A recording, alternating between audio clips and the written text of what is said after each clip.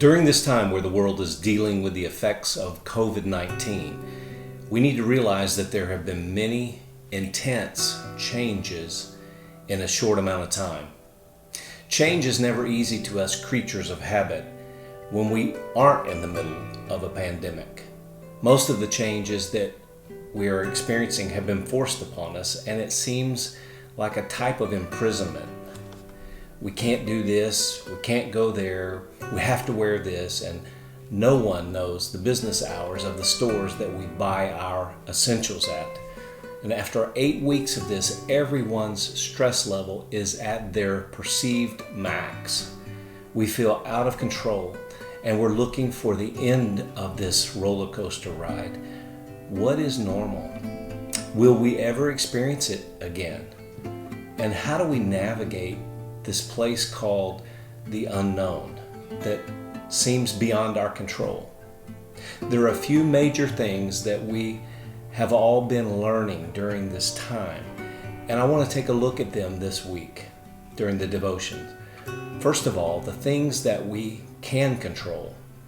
It's important to remember that you have control over yourself, over your thoughts, over your emotions, over your attitudes.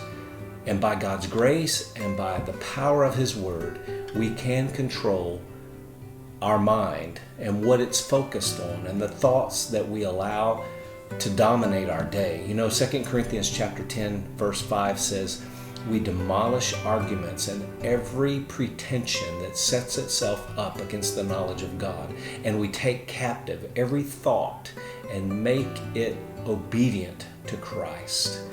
We have that responsibility and the power to judge our thoughts and only think on those things that are true and right. This is huge, because when we're controlling our thoughts, we are, in essence, controlling our emotions and our attitude, which affects our actions.